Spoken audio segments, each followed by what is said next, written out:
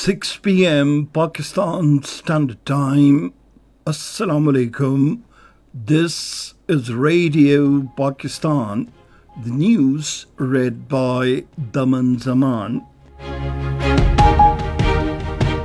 The headlines.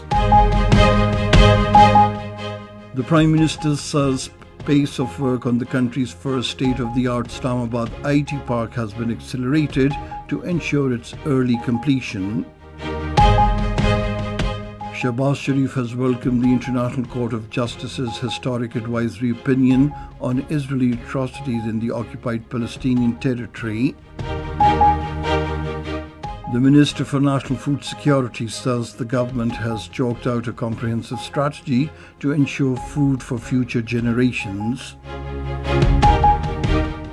The All Parties Hurriyat Conference has called for immediate international intervention to address human rights violations in the Indian illegally occupied Jammu and Kashmir. In Bangladesh, the death toll has climbed to 105 in the violent clashes between students and the police across the country.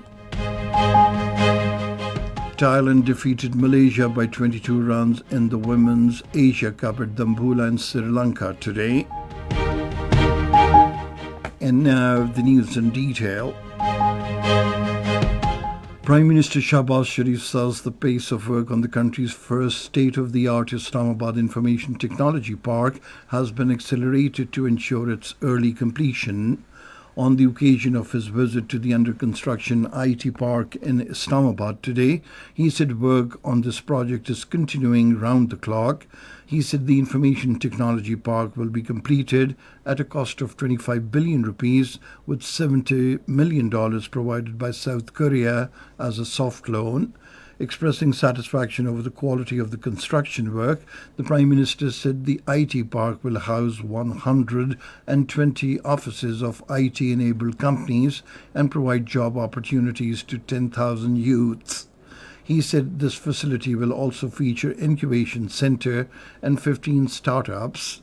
Shahbaz Sharif said the IT park will have a close coordination and linkages with the academia.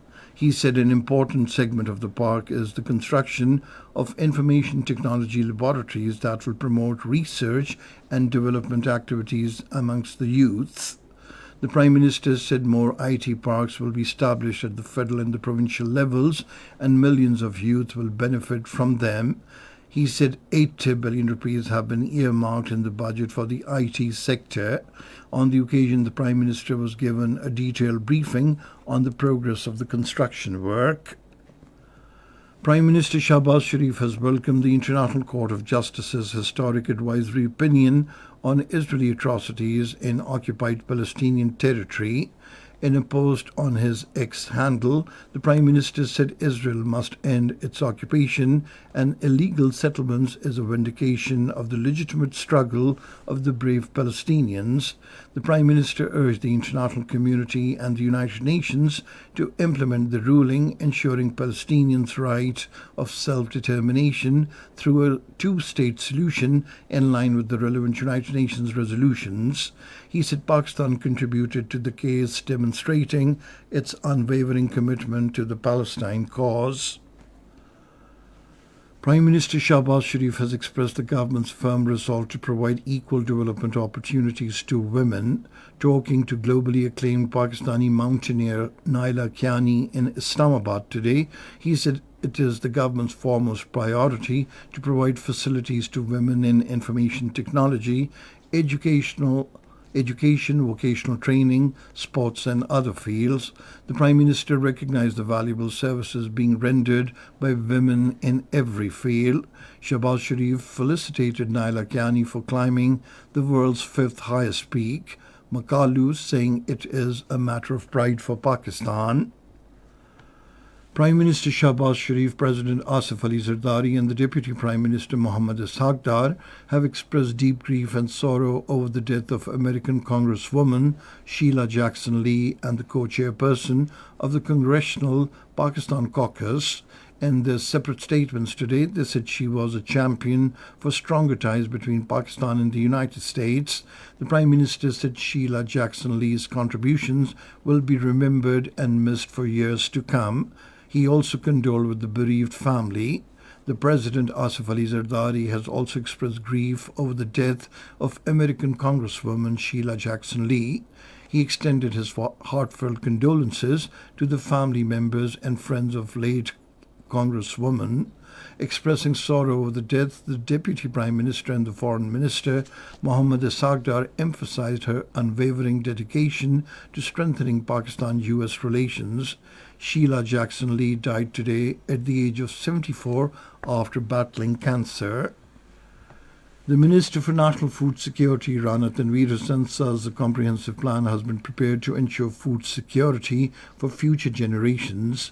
Talking to a private news channel, he said this comprehensive strategy is a beacon of hope for the sector's revitalization and a testament to the government's commitment to ensuring a food-secure future for all. The minister said embracing technology and innovation is vital to transform the farming sector and meet the growing demands of a rising population. This is Radio Pakistan. Former Prime Minister Azad Jammu and Kashmir Sardar Atiq Ahmed Khan has stressed the world community for result-oriented efforts towards resolving the Jammu and Kashmir dispute. Talking to a private news channel, he urged to continue raising the Kashmir issue on all international fora to ensure implementation of the United Nations resolutions on Kashmir. He said the Kashmiri people deserve the help of the world powers to get rid of the illegal Indian occupation. The Indian troops have ramped up their extensive cordon and search operations across various areas of the Indian illegally occupied Jammu and Kashmir. A major search operation in the dense forests of Kastigarh in Doda district of Jammu region has entered its sixth day. Numerous individuals have been arrested, heightening the fears of an already terrified population. In another development, the Modi government has deployed a brigade strength force of around 3,000 troops along with special forces teams comprising 500 troops in the Jammu region over the past week. Meanwhile, senior leader of the All-Party Hurriyat Conference, Mirwais Umar Farooq, addressing a gathering in Srinagar, expressed alarm over the recent nocturnal arrests of senior advocates of the High Court Bar Association. He criticized the ongoing detention of political prisoners, lawyers, journalists and the youth, some of whom have been jailed for years, and called for their immediate release. The Special Investment Facilitation Council has facilitated agreements and memoranda of understanding for bolstering cooperation between Pakistan and Azerbaijan in diverse fields. The two countries have agreed to enhance mutual trade and investment from $1 million to $2 billion. They have signed 15 MOUs of understanding and agreements covering trade, tourism, minerals, science and technology, law and justice and cultural exchange programs.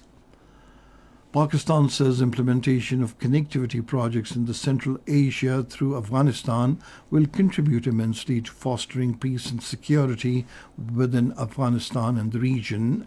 Speaking during the UN Security Council debate on cooperation between the United Nations and regional and sub-regional organizations in New York, Pakistan's permanent representative to the United Nations, Ambassador Munir Akram, said Islamabad is committed to expand benefits of CPAC to Afghanistan for regional peace and security. Munir Akram regretted that the quest for regional hegemony by one large state has undermined the potential of SAARC. In Bangladesh, the death toll has climbed to 105 as violent clash between students and police is continuing across the country. According to AFP, the government has imposed curfew, besides asking the military to deploy troops after the police again failed to subdue the mayhem.